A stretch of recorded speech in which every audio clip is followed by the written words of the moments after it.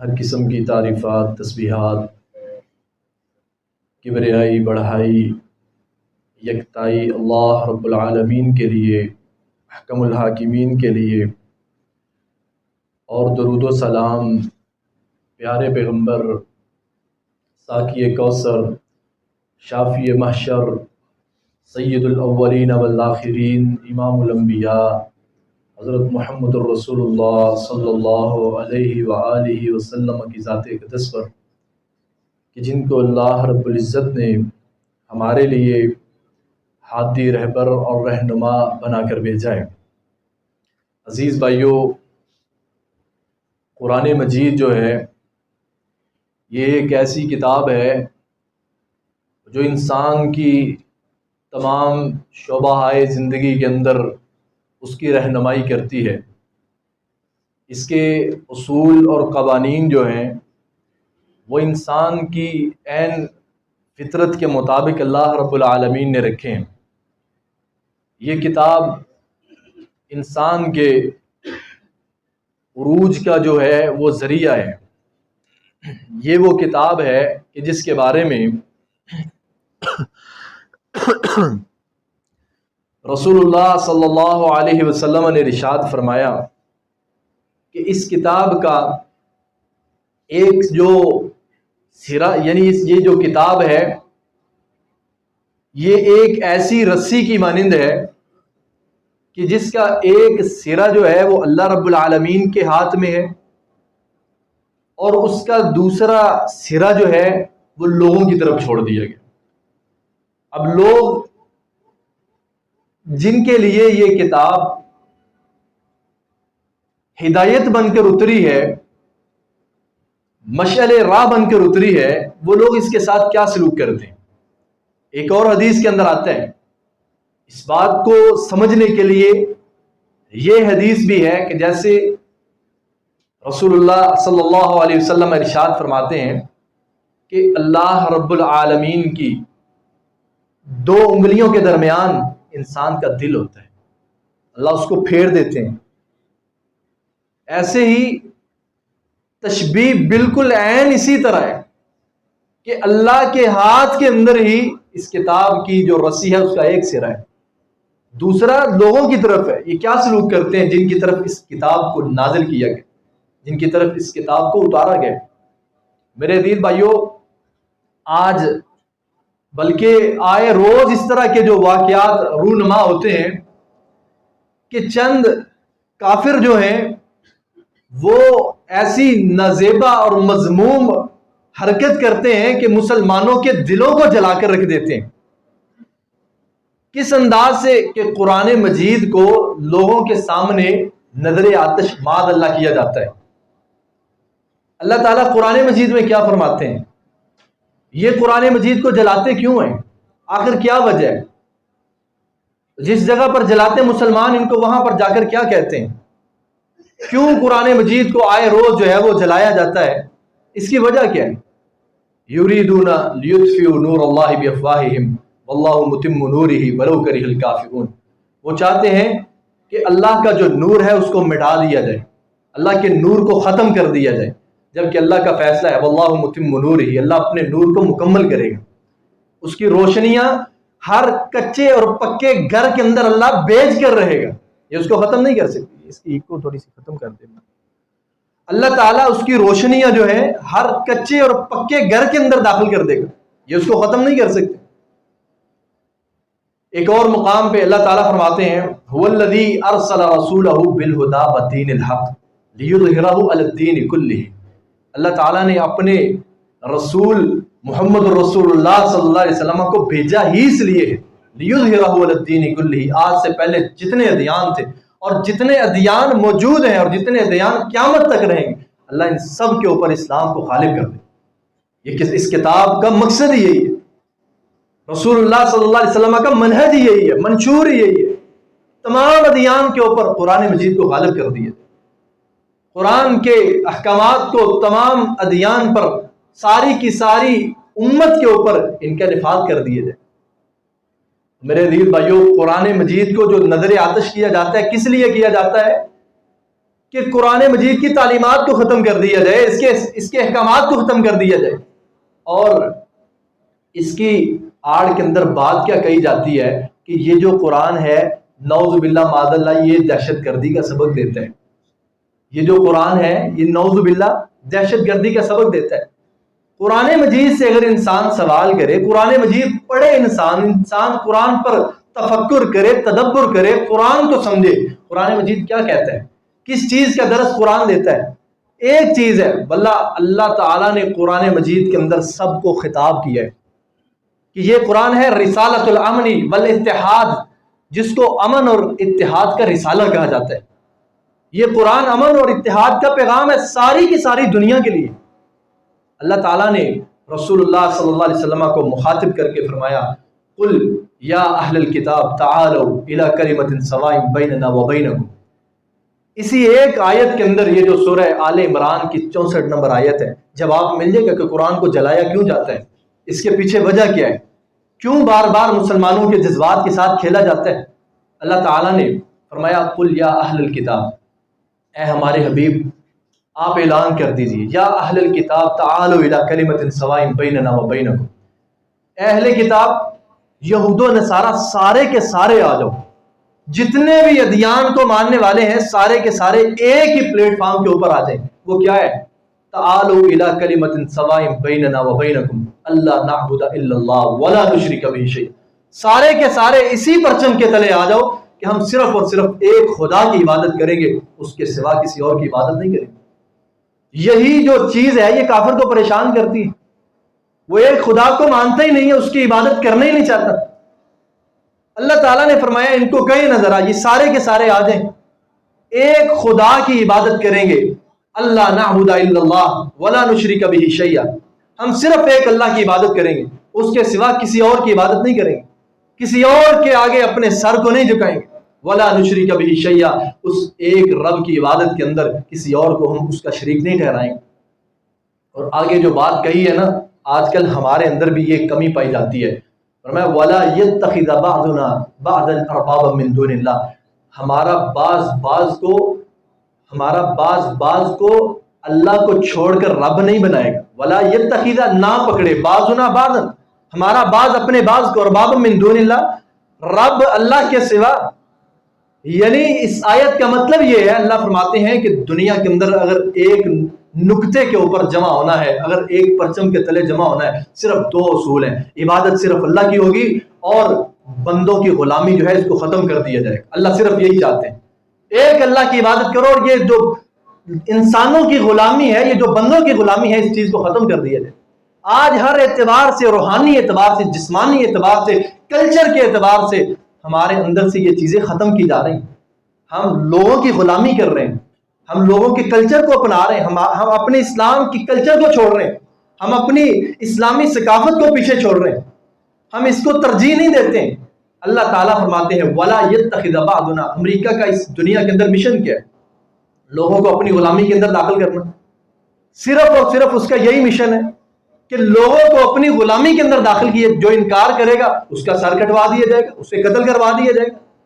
ہمارے 3 مسلمان حکمران جنہوں نے کہا تھا کہ مسلمانوں کا ایک اپنا ورلڈ بینک ہونا چاہیے، ان تینوں کا کیا حال ہوا؟ تینوں کو قتل کروا دیا گیا. خمینی فرانس کے اندر بیٹھا ہوا ہے اور وہاں سے ایک مہم چلا رہا ہے ایران کے اندر، وہ جیت رہا ہے. خمینی جو ہے وہ ایران کے اندر جیت رہا ہے. ایران کے اندر خمینی سے پہلے جو حکمران تھا وہ کون تھا؟ ظاہر شاہ تھا. ظاہر شاہ خمینی سے پہلے حکمران، اور ظاہر شاہ نے پوری دنیا کے حکمرانوں کو بلایا تھا ایران کے اندر. اس نے کہا تھا کہ ہماری نسل ایران کے اندر حکومت کر رہی ہے اور ہماری نسل کو حکومت کرتے ہوئے 2000 سال ہو گئے، لہٰذا ہم ایک خوشی کا ایسا جشن منائیں گے کہ پوری دنیا کے حکمران بالا کو اس کی جو ہے نا وہ شرکت کی دعوت دیں گے. سارے حکمران آئے. امریکہ نے گیم کیا کھیلی ہے؟ خمینی کو وہاں سے جتوایا ہے. اور ظاہر شاہ کے ساتھ کیا ہوا؟ ظاہر شاہ جو امریکیوں کا ہی حامی، سب سے بڑا امریکہ کا حامی ظاہر شاہ ایران کے اندر سب سے بڑا حامی تھا. یہ اپنا طیارہ لے کر نکلا ایران سے، کسی ملک نے اس کو پناہ نہیں دی ہے. امریکہ نے اعلان کر دیا کوئی ملک اگر اس کو پناہ دے گا ہمارے ان سے تعلقات ٹوٹ جائیں گے، ختم ہو جائیں گے. ہمارے تعلقات بالکل ہی ختم ہو جائیں گے. جو اس کو پناہ دے گا، کسی نے اس کو پناہ نہیں دی. آخر دی ہے تو مصر کے صدر نے دی تھی، اور مصر کے صدر کو بھی قتل کروا دیا گیا اور ظاہر شاہ کو بھی وہاں پہ قتل کروا دیا. یہ اللہ کا اصول ہے، وَلَا يَتَّخِذَ بَعْضُنَا بَعْضًا أَرْبَابًا مِن دُونِ اللَّهِ. یہ چاہتے ہیں کہ لوگ ہماری غلامی کے اندر رہیں. اللہ چاہتا ہے کہ میری جو مخلوق ہے یہ اتنی اعلیٰ مخلوق ہے کہ میں نے فرشتوں کو کہا تھا اس کو پیدا کرنے کے بعد کرو اس کو سجدہ. اس کو سجدہ میں نے فرشتوں سے کروایا ہوا ہے، اور یہی ایک دوسرے کی جو ہے وہ محکوم بنی رہے، یہی ایک دوسرے کے غلام بنی رہے. تو یہ ایک چیز ہے جو دنیا کے کافروں کو برداشت نہیں ہوتی. حالانکہ قرآن مجید کی کوئی ایسی تعلیمات نہیں ہے کہ جن کی وجہ سے انسان مشتعل ہو، کسی کا نقصان کرے، کسی کی عزت کے اوپر حرف آئے، کسی کا مال کھا جائے. قرآن مجید کی تو ایسی تعلیمات نہیں ہے. قرآن مجید کی یہ تعلیمات ہے کہ عبادت صرف اللہ کی کرو، لوگوں کو لوگوں کی غلامی سے نکالو. جو دنیا لوگوں کی غلام بن رہی ہے، شخصیات کو سجدے ہو رہے ہیں، میرا لیڈر جو کہتا ہے وہی صحیح کہتا ہے، باقی سارے غلط کہتے ہیں. اللہ کا قرآن کہتا ہے اسی چیز کی تو نفی کرنے کے لیے بھیجا ہے کہ غلامی صرف ایک اللہ کی کرنی ہے. اور قرآن مجید جو ہے یہ واحد ایسی کتاب ہے جس نے ایسے ایسے درس دیے ہیں، ایسے ایسے درس دیے. القرآن یعاہد المقدسۃ المذہبیہ. قرآن تمام قسم کے مذہبی مقدسات کی جو ہے وہ انسان کو ذمہ داری سونپتا ہے کہ ان کی توہین نہ ہونے پائے. قرآن مجید کے اندر اللہ تعالیٰ نے یہودیوں اور عیسائیوں کی حالت بیان کی ہے. اللہ تعالیٰ نے فرمایا وقالت الیہود لیست النصارى علی شیء. یہودیوں نے کیا کہا کہ عیسائی جو ہے ان کے پاس کچھ بھی نہیں ہے، ان کی کوئی اوقات نہیں ہے. لیست النصارى علی شیء. ان کا پیغمبر نعوذ باللہ معاذ اللہ وہ جھوٹا ہے، ان کی کتاب کوئی سچی کتاب نہیں، ان کا صحیفہ کوئی سچا صحیفہ نہیں. اور اللہ فرماتے ہیں کہ عیسائیوں نے یہودیوں کے اوپر، یہودیوں نے عیسائیوں کے اوپر وقالت الیہود لیست النصارى علی شیء وقالت النصارى لیست الیہود علی شیء. یہودی کہنے لگے عیسائیوں کے پاس کچھ نہیں ہے، عیسائی کہنے لگے کہ یہودیوں کے پاس کچھ نہیں ہے. مگر قرآن مجید کی تعلیمات دیکھیں. پہلا سپارہ ہے، سورہ بقرہ شروع ہو رہی ہے. اللہ تعالیٰ نے کیا فرمایا؟ والذین یؤمنون بما انزل الیک. اور وہ لوگ جو اے نبی آپ پر جو کتاب نازل ہوئی ہے جو اس پر ایمان لاتے ہیں. والذین یؤمنون بما انزل الیک، جو آپ پر کتاب نازل ہوئی جو لوگ اس پر ایمان لاتے ہیں. وما انزل من قبلک، آپ سے پہلے جو کتابیں نازل ہوئی ہیں چاہے وہ یہودیوں پر ہوئی ہوں، چاہے وہ نصارہ عیسائیوں کے اوپر نازل ہوئی ہوں. والذین یؤمنون بما انزل الیک، جو آپ پر نازل ہونے والی کتاب پر ایمان رکھتے ہیں. وما انزل من قبلک، اور آپ سے پہلے جتنے صحیفے جتنی کتابیں نازل ہوئی جو ان پر ایمان رکھتے ہیں. وبالآخرۃ ہم یوقنون، اور جو آخرت کے دن پر یقین رکھتے ہیں. اولئک علی ھدی من ربہم، یہ اپنے رب کی سچی ہدایت کے راستے کے اوپر. یعنی شرط لگائی ہے اسلام نے، دوسرے مذاہب کے تقدسات کا خیال رکھا ہے اسلام نے. اسلام نے یہ درس نہیں لیا کہ ان کی تنقید کرو، ان کے اندر کمی نکالو. حتیٰ کہ رسول اللہ صلی اللہ علیہ وسلم نے کیا فرمایا تھا؟ لا تفضلونی علی الانبیاء. اللہ کے نبی علیہ السلام کا مقام تمام انبیاء میں سب سے اعلیٰ ہے. اس کے باوجود نبی علیہ السلام نے منع کیا لا تفضلونی علی الانبیاء، مجھے انبیاء کے اوپر اس طرح فضیلت نہ دینا کہ کسی نبی کی شان کے اندر وہ کمی واقع ہو جائے. اسلام تو دوسرے مذاہب کے تقدسات کا اتنا خیال کرتا ہے. ایک مقام پہ اللہ تعالیٰ فرماتے ہیں قولوا آمنا باللہ، تم کہو ہم اللہ پر ایمان لے کر آئے. وما انزل علی ابراہیم واسماعیل واسحاق ویعقوب والاسباط وما اوتی عیسیٰ وموسیٰ وما اوتی النبیون من ربہم لا نفرق بین احد منہم. اللہ تعالیٰ فرماتے ہیں تم کہو ہم اللہ پر ایمان لے کر آئے، جو ابراہیم پہ نازل ہوا ہم اس پر ایمان لے کر آئے، جو اسماعیل پہ آیا ہم اس پر ایمان لے کر آئے، جو موسیٰ اور عیسیٰ علیہ السلام کو دیا گیا، جو اسحاق اور یعقوب علیہ السلام کو دیا گیا ہم اس پر ایمان لے کر آئے. اللہ تعالیٰ فرماتے ہیں تم بھی کہو قولوا آمنا باللہ. آیت کے آخر میں کہا وَنَحْنُ لَهُ لَا نُفَرِّقُ بَيْنَ أَحَدٍ مِّنْهُمْ، ہم انبیاء میں کسی کے درمیان افتراق نہیں ڈالتے. ہم یہ نہیں کہتے کہ یونس علیہ السلام زیادہ افضل ہے، موسیٰ علیہ السلام کم افضل ہے. ہم یہ نہیں کہتے آدم علیہ السلام زیادہ افضل ہے، حضرت اسماعیل علیہ السلام کم افضل. لا نفرق بین احد منہم، ہمارا مذہب یہ کہتا ہے تم نے کسی کے درمیان افتراق نہیں ڈالنا. یہ مذہبی جو تقدسات ہیں قرآن کہتا ہے کہ تم نے ان کا احترام کرنا ہے. تمہارا ایمان ہی تب شمار ہوگا، ایمان تمہارا جو قابل نجات ہے وہ تب شمار ہوگا تمہارا اسلام وَنَحْنُ لَهُ مُسْلِمُونَ، یہ اسلام راہ نجات ہی تمہارا تب بنے گا جب تم انبیاء کے درمیان افتراق پیدا نہیں کرو گے۔ انبیاء کے درمیان افتراق پیدا کرنا اللہ فرماتے ہیں یہ تو یہودیوں کا کام، یہ تو عیسائیوں کا کام۔ وہ ایک دوسرے کے اوپر الزامات لگاتے تھے کہ یہ جو ہے یہ سچا ہے، یہ جھوٹا ہے، ہم سچے۔ اللہ رب العالمین نے قرآن مجید کے اندر تورات کے بارے میں فرمایا، انجیل کے بارے میں۔ سچی بات ہے، دیکھیں آج دنیا کے جو چوڑے ہیں، عیسائی جو ہیں، یہودی جو ہیں، نعوذ باللہ نبی علیہ السلام کی شان میں گستاخی کرتے ہیں، قرآن مجید کو جلاتے ہیں۔ بتلائے دنیا کے اندر کوئی مسلمان کسی نے بائبل کو جلایا ہو؟ کوئی مسلمان جس نے تورات کو، زبور، انجیل، کسی آسمانی کتاب کو، آسمانی صحیفے کو جلایا ہو؟ کوئی ایک مسلمان، اللہ کی قسم ایک بھی نہیں، ایک مسلمان بھی نہیں ہے جس نے مذہبی تقدسات کا خیال نہیں رکھا۔ ایک مسلمان، سارے احترام کرتے ہیں، کوئی ایک مسلمان جس نے حضرت عیسیٰ علیہ السلام کی نعوذ باللہ معاذ اللہ گستاخی کی ہو، کوئی ایک مسلمان نہیں، کوئی ایک اس طرح کا مسلمان نہیں ہے دنیا کے اندر۔ اللہ تعالیٰ بلکہ جو ان کے اوپر کتابیں نازل ہوئی یہود و نصارہ کے اوپر، اللہ تعالیٰ نے ہماری کتاب کے اندر ان کی تصدیق نازل کی ہے۔ اللہ تعالیٰ نے فرمایا انا انزلنا التوراۃ فیہا ھدی ونور، ہم نے تورات کو نازل کیا تھا، اس کے اندر ہدایت بھی تھی اور روشنی بھی تھی۔ یہ تو قرآن مجید ان کی گواہیاں دے رہا ہے، قرآن مجید جو ہے ان کے تقدسات کا خیال رکھ رہا ہے۔ اور وَآتَيْنَاهُ الْإِنْجِيلَ فِيهِ هُدًى وَنُورٌ، ہم نے ان کو انجیل عطا کی تھی، اس کے اندر ہدایت بھی تھی اور روشنی بھی تھی۔ اور قرآن مجید نے کہا، اللہ رب العالمین نے جب حضرت عیسیٰ علیہ السلام کو ان کے اندر رسول بنا کر مبعوث کیا، تو اللہ تعالیٰ قرآن مجید میں کیا فرماتے ہیں کہ ایک تو انہوں نے حضرت عیسیٰ علیہ السلام کی رسالت کو جھٹلا دیا، انہوں نے کہا ہم آپ کو اللہ کا رسول نہیں مانتے۔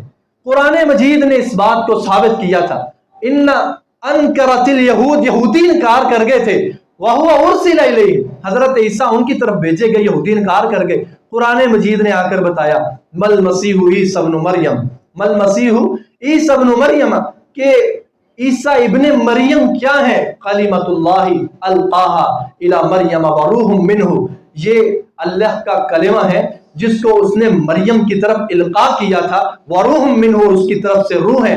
اور اللہ تعالیٰ نے فرمایا ورسول، اور اللہ کے رسول، فآمنوا باللہ ورسلہ، لہذا عیسیٰ علیہ السلام کو اللہ کے رسول بھی مانو اور ان پر ایمان بھی لے کر۔ قرآن مجید نے ان کی گواہی دی، قرآن مجید نے ہی حضرت مریم سلام اللہ علیہا کے بارے میں گواہی دی، قرآن مجید نے گواہی دی۔ بائبل کے اندر جو اوریجنل بائبل ہے اس کے اندر کیا لکھا ہوا ہے؟ نعوذ باللہ معاذ اللہ حضرت آدم علیہ السلام کے بارے میں، حضرت ابراہیم علیہ السلام کے بارے میں لکھا ہوا ہے کہ حضرت ابراہیم علیہ السلام نے اپنی ایک بیوی کو نمرود کے سامنے پیش کر دیا تھا، اس کو وہیں پر چھوڑ کر چلے گئے۔ بائبل کے اندر یہ بات لکھی ہوئی ہے کہ لوط علیہ السلام نے معاذ اللہ اپنی ہی بہن کے ساتھ جو ہے نا وہ نکاح کر لیا تھا۔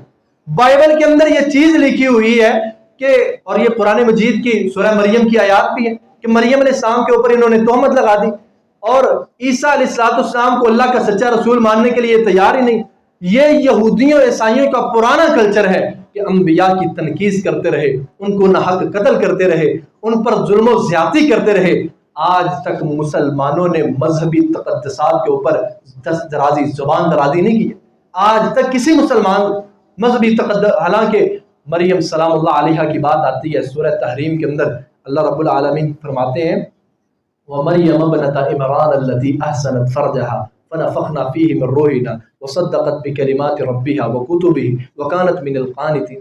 ان کی شان کے اندر اللہ تعالیٰ، یعنی ان پر الزام لگا تو ان کی برات کا اعلان اللہ تعالیٰ نے سورہ تحریم کے اندر نازل کر دیا کہ مریم سلام اللہ علیہا کے اوپر انہوں نے تہمت لگائی تھی۔ مریم سلام اللہ علیہا اس طرح کی نہیں، احسنت فرجہا، اپنے بدن کی حفاظت کرنے والی مریم سلام اللہ علیہا اس طرح کی نہیں۔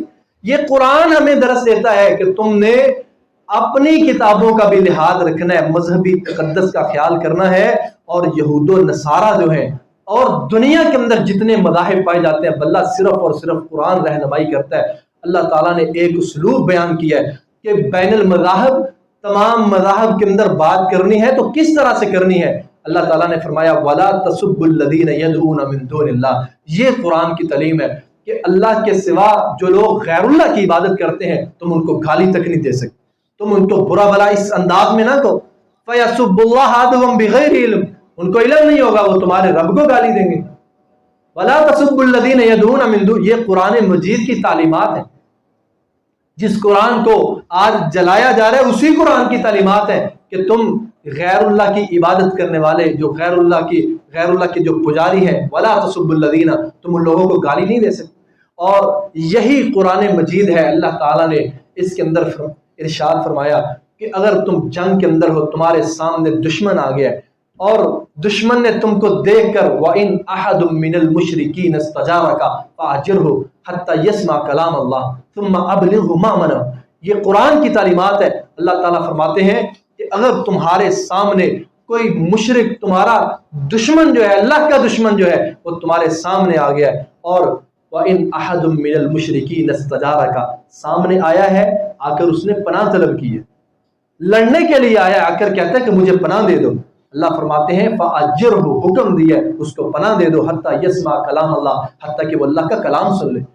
قرآن مجید اللہ تعالیٰ سورہ ممتحنہ کے اندر فرماتے ہیں کہ وہ کافر لا ینہاکم اللہ عن الذین لم یقاتلوکم فی الدین ولم یخرجوکم من دیارکم، جنہوں نے تمہارے ساتھ قتال نہیں کیا، نہ تم کو دین کے معاملے میں انہوں نے تنگ کیا ہے، ولم یخرجوکم من دیارکم، نہ تم کو تمہارے گھروں سے نکالا ہے۔ اللہ تعالیٰ کیا فرماتے ہیں؟ ان تبروہم وتقسطوا الیہم لا ینہاکم اللہ، تم ان کے ساتھ احسان کرو، تم ان کے ساتھ نیکی کرو، اللہ تمہیں منع نہیں کرتا۔ ان اللہ یحب المقسطین، بلکہ اللہ تو احسان کرنے والوں کو، نیکی کرنے والوں کو، انصاف کرنے والوں کو پسند کرتا ہے۔ بات کفار کی ہوئی ہے، اللہ تعالیٰ نے فرمایا جو تمہارے مقابلے کے اندر نہیں آیا ہے، جس نے تم کو دین کے معاملے میں تم پر زبردستی نہیں کی ہے، جس نے تم کو مارا پیٹا نہیں ہے، اس کے اوپر سختی کرنا قرآن کا فیصلہ نہیں ہے۔ اللہ تعالیٰ نے فرمایا اس کو جس نے تم کو گھر سے نہیں نکالا دین کے معاملے میں، انما السبیل علی الذین یظلمون الناس ویبغون فی الارض بغیر الحق اولئک لهم عذاب علیم، اللہ فرماتے ہیں وہ لوگ جنہوں نے دین کے معاملے میں تم پر ظلم کے پہاڑ توڑے تھے، دین کے معاملے میں تم کو تمہارے گھروں سے نکالا تھا، ہجرتیں کرنے پر مجبور کر دیا تھا، انما السبیل علی الذین یظلمون الناس، جو ظلم کے پہاڑ توڑتے رہے ہیں، تم نے قتال ان کے ساتھ کرنا ہے۔ جو تمہارے مقابلے کے اندر نہیں آیا اس سے قتال نہیں کرنا ہے۔ اگر اللہ تم کو خلافت دیتا ہے تم اس کے سامنے آپشن رکھو گے، یا اسلام قبول کرو یا لڑائی کے لیے تیار ہو جاؤ، یا اللہ کی زمین پر رہنا ہے تو جزیہ دے کر رہنا ہے۔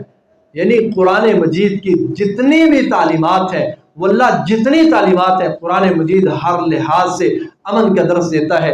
قرآن مجید جتنے مذہبی تقدسات ہیں، کسی کے اوپر دست درازی، زبان درازی، تنقید کرنے کی اجازت قطعاً طور پہ نہیں دیتا۔ قرآن مجید کو دنیا کے اندر جلانے کا صرف ایک ہی مقصد بنتا ہے کہ دنیا کے امن کو خراب کر دیا جائے، دنیا کے امن کو تباہ کر دیا جائے، دنیا کے اندر جو ہے وہ ایک ایسا منظر پیش کر دیا جائے کہ ساری دنیا جو ہے وہ لہو میں نہا پڑے۔ صرف ایک مقصد ہے دنیا کے اندر قرآن مجید جلانے کا۔ اور سچی بات تو یہ ہے کہ جب رسول اللہ صلی اللہ علیہ وسلم کے دنیا سے جانے کے بعد مدعیان نبوت کھڑے ہوئے، جنہوں نے جھوٹے نبوت کے دعوے کیے تھے، واللہ 10,000 صحابہ نے شہادتیں پیش کی، قربانیاں پیش کی، 10,000 صحابہ شہید ہوئے تھے۔ جب رسول اللہ صلی اللہ علیہ وسلم کے دنیا سے رخصت ہونے کے بعد لوگوں نے نبوت کے جھوٹے دعوے کیے تو صحابہ جھونک در جھونک نکلے تھے کہ اگر رسول اللہ کی عظمت کے اوپر، شان نموز کے اوپر آنچ آتی ہے، ہمارے زندگی کا ہمارے زندہ رہنے کا کوئی مقصد نہیں ہے، تو واللہ آج بھی یہی بات ہے۔ آج جو کرنے کا کام ہے، ہماری ذمہ داری کیا ہے؟ ہمارے حکمرانوں کی ذمہ داری کیا ہے؟ ہماری ذمہ داری یہ ہے کہ ہماری کتنی محبت ہے قرآن مجید کے ساتھ، ہماری کتنی عقیدت ہے، قرآن مجید کی تعلیمات ہمارے پاس کتنی ہیں، قرآن مجید کی تعلیمات ہم اپنے بچوں کو اس سے کتنا روشناس کرواتے ہیں، قرآن کو اپنے سینے سے کتنا لگاتے ہیں، کتنا اس کے قریب ہے، کتنا اس پر عمل کرتے ہیں، کتنا اس کو اپنی زندگی کے اوپر جو ہے وہ اس کو اپنی زندگی کے اوپر جاری کرتے ہیں۔ اور ہمارے اندر ایسا واللہ جذبہ ہی نہیں ہے کہ ہم قرآن کو سینے سے لگا کر، ایسا جذبہ نہیں ہے کہ اس کی دعوت کو ہم دنیا کے کونے کونے میں پہنچائیں۔ یہ سوال تو کافروں سے ہوگا، یہ سوال یہ بھی ہے کہ کہیں ان سے پہلے یہ ہم سے ہی نہ ہو جائے، ہمارے پاس اس کا جو ہے نا وہ کیا ہے، ہم خود نہیں عمل کرتے، ہم خود اس کی تعلیمات سے دور ہیں۔ اسی لیے رسول اللہ صلی اللہ علیہ وسلم نے ارشاد فرمایا تھا القرآن حجت لک او علیک، یا تو یہ قرآن تمہارے حق میں گواہی دے گا یا تمہارے خلاف گواہی دے گا۔ قیامت والے دن آؤ گے یا قرآن تمہارے حق میں بول پڑے گا، قبر میں تمہارے حق میں بول پڑے گا، وگرنہ فرشتہ کیا کہے گا، لا دریت ولا تلیت، تیرے پاس اللہ کی کتاب آئی تھی، نہ تو نے سمجھا تھا، نہ تو نے اس کی تلاوت کی تھی، مطلب نہ تو اس کے پیچھے چلا، سنتا تو تھا، ادھر سے سنتا ادھر سے نکال دیتا۔ ہماری ذمہ داری یہ ہے اپنے آپ کو قرآن کے قریب کریں، اس کی تعلیمات حاصل کریں۔ تعلیم قرآن کی اگر ہوگی تو انسان ان دجالی فتنوں کا مقابلہ کر سکے گا۔ یہ وہ فتنے جو قرب قیامت رونما ہو رہے ہیں، ہر بچہ اپنے والدین کا نافرمان نہیں کر رہے، ہماری اکثریت اولادیں جو ہیں اپنے والدین کی نافرمان، یہ قیامت کی نشانی ہے۔ اگر علم قرآن کا اللہ کی وحی کا ہوگا تو یہ ہماری جو نئی نسل ہے یہ فتنوں کا مقابلہ کر سکے گی، یہ پہچان حاصل کر سکے گی۔ اگر ہم نے خود نہ سیکھا، نہ ان کو سکھایا، نہ خود عمل کیا، نہ ان کو پڑھایا، نہ سمجھایا، نہ عمل کرنے کو کہا، واللہ ہمارا نام و نشان تک نہیں رہے گا، خسارہ ہی خسارہ ہے۔ ہماری یہ ذمہ داری ہے، اور جو ہمارے حکمران ہیں ان کی ذمہ داری بنتی ہے یہ اعلان جہاد کریں، جن کو اللہ نے وسائل دیے ہوئے، سارا کچھ عطا کیا ہوا ہے۔ اللہ کے ہاں سب سے بڑے مجرم یہ لوگ ہیں۔ بائیکاٹ کرنا ہے، مصنوعات کا کرنا ہے تو بین الاقوامی سطح پہ بائیکاٹ ہونا چاہیے، انفرادی حیثیت سے بائیکاٹ نہیں ہوتا ہے۔ ان کو چاہیے یہ اعلان کریں تمام مصنوعات کا بائیکاٹ کرتے ہیں، ان کو چاہیے یہ اعلان کریں ہم اعلان جنگ کرتے ہیں۔ وہ تو موت سے ڈرتے ہیں، مسلمان کہاں موت سے ڈرتے ہیں؟ جس کے دل کے اندر ایمان ہے وہ تو اللہ کے لیے اس سے بڑی سعادت کیا، کوئی قرآن کے لیے کٹ جائے، کسی کا لہو بہے تو قرآن کے لیے بہے، اس سے بڑی سعادت کیا ہو سکتی ہے؟ اللہ تعالیٰ سے دعا ہے اللہ تعالیٰ ان کو بھی ہدایت دے، اللہ ہمیں بھی ہدایت دے، اللہ تعالیٰ سمجھ کر عمل کرنے کی توفیق عطا فرمائے۔ وآخر دعوانا الحمدللہ رب العالمین۔